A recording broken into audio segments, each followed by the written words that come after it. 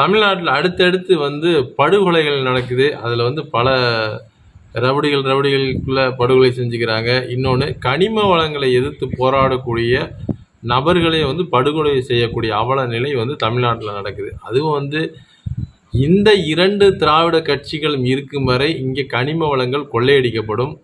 அது தமிழ்நாட்டில் இருக்கிற கனிம வளங்களை தமிழ்நாட்டு மக்கள் பயன்படுத்தினா எந்த ஒரு பிரச்சனையும் இல்லை. இவர்கள் பணத்துக்கு ஆசைப்பட்டு என்ன பண்ணுறாங்க அப்படின்னாக்க, கேரளா, கர்நாடகா, ஆந்திரா எல்லா மாநிலங்களுக்கும் இவங்க அனுப்புகிறாங்க. வண்டியாக அனுப்புகிறாங்க. அங்கேருந்து கொஞ்சம் தண்ணி கேட்டால் நம்மளை என்ன மாதிரியான கேவலமாக பார்க்குறான், பேசுகிறான்.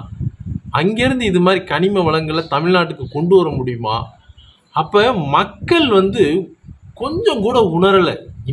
இன்னைக்கு வரை இதுக்கு கன்னியாகுமரி சைடெல்லாம் தமிழ்நாட்டிலே அதிக கல்வி அறிவு பெற்ற கல்வி கிடைச்சிருக்க மாவட்டம் கன்னியாகுமரி. ஆனால் அந்த கன்னியாகுமரி மாவட்டத்திலிருந்து தான் வண்டியாக ஒரு நாளைக்கு 1000 வண்டிகளுக்கு மேலே கனிம வளங்களை கடத்தி கொண்டு போகல, அரசு அனுமதியோடு கொண்டு போகிறாங்க.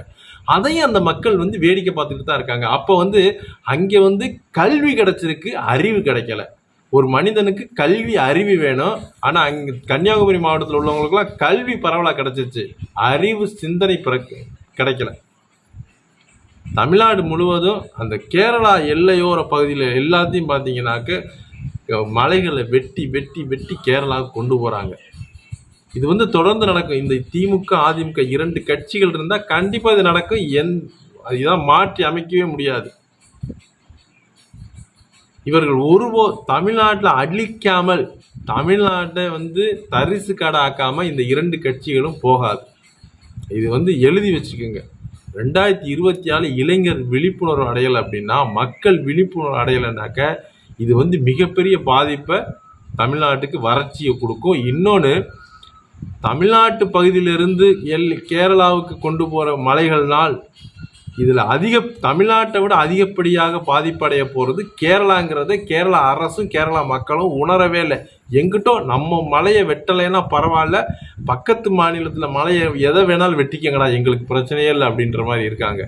ஆனால் தமிழ்நாட்டை விட 100 விழுக்காடு பாதிப்படைய போகிறது கேரளா தாங்கிறத கேரளா மக்களும் கேரளா அரசாங்கமும் அதிகாரிகளும் இது உணரணும். முதல்ல இது தென்மேற்கு பருவமழையினால மிகப்பெரிய வயநாடு போல மிகப்பெரிய பாதிப்புகளை வருங்காலங்களில் கேரளா சந்திக்க போகுது. தமிழ்நாட்டு கனிம வளங்களை வெட்ட வெட்ட வெட்ட வெட்ட இது கேரளாவுக்கு மிகப்பெரிய பாதிப்படைய போகுது. வருங்காலங்களில் வயநாடு போல 100 மடங்கு பாதிப்பை கேரளா சந்திக்க போகுது.